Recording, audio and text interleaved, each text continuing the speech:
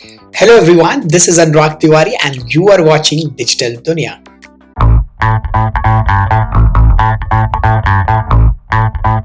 Today we are immersing ourselves into a captivating universe of HTTP cache, the undercover magic that propels website into a rap speed. So get ready to unveil the mysteries with me. Fetch your virtual magnifying glass and let's dive in. The topics we are going to cover are: what is HTTP cache, how HTTP cache works, types of HTTP cache, and states of HTTP cache. Before we go into the HTTP world, let's understand what is cache.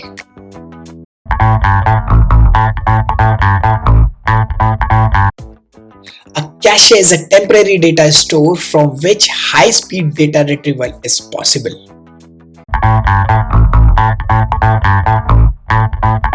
HTTP cache is a storage that holds the frequently accessed resources from the web pages. HTTP cache stores the response associated with a request and reuse the same response for a subsequent request. That is directly reducing the latency.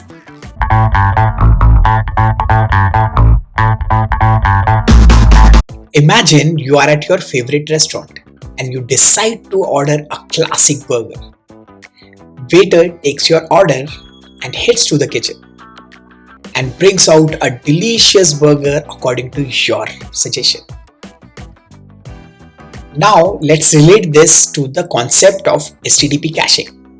In this scenario, think of your initial order as a request you made to the kitchen.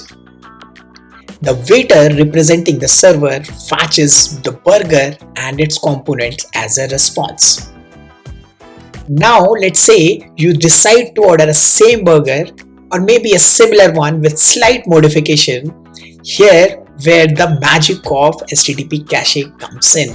Imagine the waiter, instead of going back to the kitchen to prepare everything from the scratch, remembers your previous order and quickly brings you a burger that is almost identical to the one you enjoyed earlier.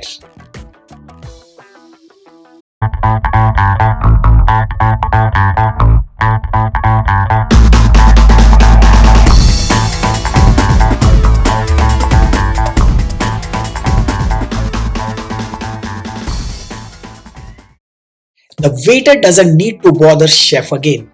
They'll simply use the information they already have. This is similar to how HTTP caching works. In the digital world, when a browser requests a certain elements like images or style sheet from the website, the server sends the response and your browser stores it in its cache, similar to the waiter remembering your order. If you revisit the same page or request a similar element, your browser checks its cache first. And if it finds the stored response for that specific request, that will serve you the response from the cache itself. Similar to the waiter remembering your popular order without going back to the kitchen. So in the internet restaurant, HTTP caching is like a smart waiter who remembers your preference and serve you exactly what you need without unnecessary trips to restaurant or server.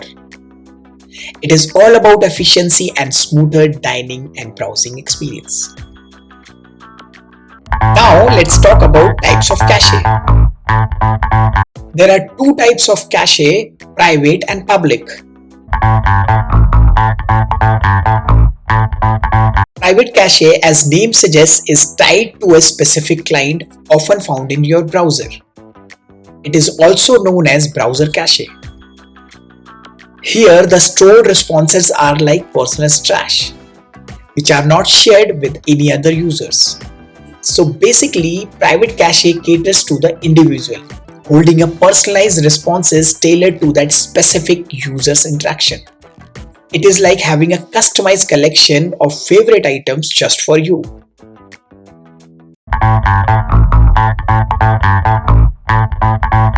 Public cache is located between the client and the server. It stores responses which can be shared amongst the users. Shared cache is used when the browser cache is empty. Also, the shared cache can be further divided into managed cache and proxy cache.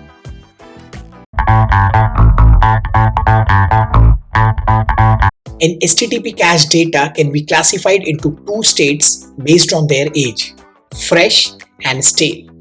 Server responds with the data to be cached. It also sends the age of the data, specifying for how long the cache data is valid. The fresh state usually indicates the response data is valid and can be reused, while the stale state means that the cached response has already expired. Criteria to determine when a response is fresh and when it is stale is called age.